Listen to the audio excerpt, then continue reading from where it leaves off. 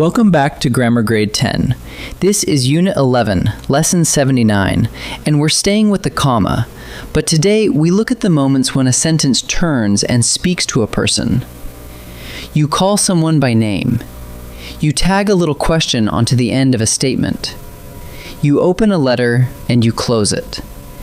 Every one of those moments needs a comma, and one of them is famous for saving lives.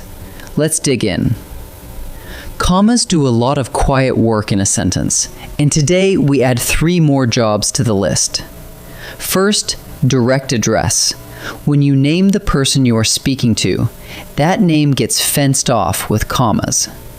Second, tag questions. A short question tacked onto the end of a statement, like "didn't you?" or "isn't it?" And third, letters. The greeting at the top and the sign-off at the bottom. 3 very different situations, but one habit ties them together. Each of these pieces is set off with a comma. Let's start with direct address. Direct address just means you are talking to someone and you say their name out loud. That name isn't doing any grammatical work in the sentence. It's an interruption, a little tap on the shoulder. So we fence it off with commas. And here's the key. The name can sit anywhere. Put it at the start. "Robin, come look at this." And you need 1 comma after it. Slide it into the middle. "I think, Robin, that we're lost." And now it needs commas on both sides because the sentence has to close around it. Or drop it at the end. "Come look at this, Robin." And 1 comma in front is enough. Same name, same job, 3 positions. Now let me show you why this matters using the most famous comma in the English language. Look at the first line. "Let's eat Grandma." With no comma at all, Grandma isn't the person you're addressing. Grammatically, Grandma is the meal. The sentence says you plan to eat her. Now add 1 small curved mark. "Let's eat, Grandma." Suddenly, Grandma is the person being spoken to, and you are simply calling her to dinner. Same 5 words, 1 comma, and the whole meaning flips. Commas save lives. That's the old joke, and it's also completely true. Next up, the tag question. A tag question is a short question you tag onto the end of a statement, usually to nudge your listener toward the answer you already expect. You finished the report, didn't you? The statement comes first, and then the little tag hangs off the back of it. And notice exactly what sits between them. A comma. It's cold out, isn't it? Same shape again. Statement, comma, tag, question mark. Tags are always short, and they're always built from a helping verb plus a pronoun. Didn't you? Isn't it? Can't we? Will you? Whichever one you reach for, a comma comes before the tag, every single time.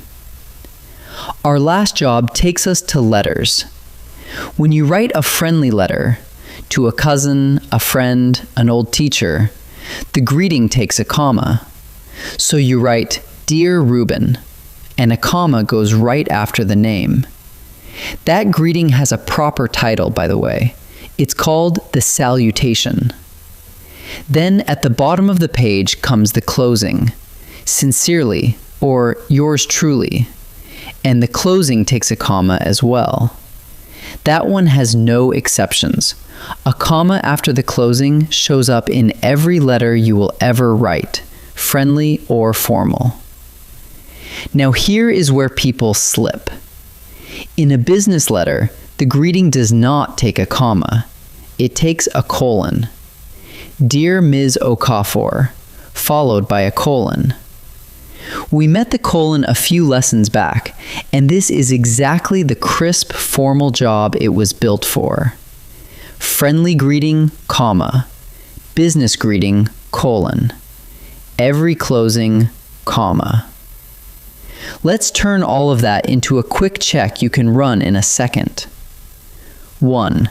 Are you naming the person you're speaking to? Then set that name off with commas, wherever it sits. Start, middle, or end. 2. Is there a short question tagged onto the end of a statement? Then a comma goes in front of the tag. 3. Are you writing the greeting or the sign-off of a letter? Then you need a comma there too. And keep one exception in your pocket. A business letter's greeting takes a colon instead. Run those 3 questions, and these commas take care of themselves. Ready to practice? In this first set, I'll show you 2 versions of a sentence, and you pick the one that's punctuated correctly. Think about direct address and tag questions. Pause the video and choose before I reveal each answer. Thanks for the ride, Marcus. Who are we talking to here? Marcus. That name is direct address, sitting at the end of the sentence, so it needs a comma right in front of it. The correct version is, thanks for the ride, comma, Marcus. You locked the door, didn't you? Listen to the end of that sentence. Didn't you is a short question hung onto a statement, which makes it a tag question. And a tag question always takes a comma in front of it. So the answer is, you locked the door, comma, didn't you? Tell me, Anna, how the game ended. The name Anna lands right in the middle of the sentence, so a single comma isn't enough. The sentence has to close around the name on both sides. The correct answer is, tell me, comma, Anna, comma, how the game ended. Now let's move to letters. For each one, decide whether that line takes a comma or a colon, and pay attention to what kind of letter you're writing. Pause and choose before I answer. This is a friendly letter to your aunt, and we're looking at the greeting. The salutation of a friendly letter takes a comma, never a period. So the answer is, Dear Aunt Vera, with a comma after the name. Now the letter is a business letter, addressed to Ms. Okafor. This is our one exception, so hold on to it. A business greeting does not take a comma, it takes a colon. So the answer is, Dear Ms. Okafor, with a colon after the name. Last one, the closing of a letter, yours truly. Remember the rule with no exceptions. Every closing in every letter, friendly or business, takes a comma. So the answer is, yours truly, with a comma. Let's gather it all up. Direct address. When you name the person you are speaking to, set that name off with commas, at the start, in the middle, or at the end. And never forget Grandma. Tag questions. When a short question rides on the back of a statement, put a comma before the tag. You finished it, didn't you? End letters.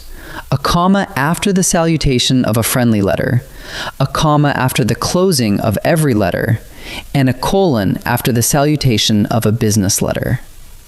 That's 3 more comma jobs handled. In our next lesson, we'll pull all of our comma rules together and review them side by side. I'll see you there.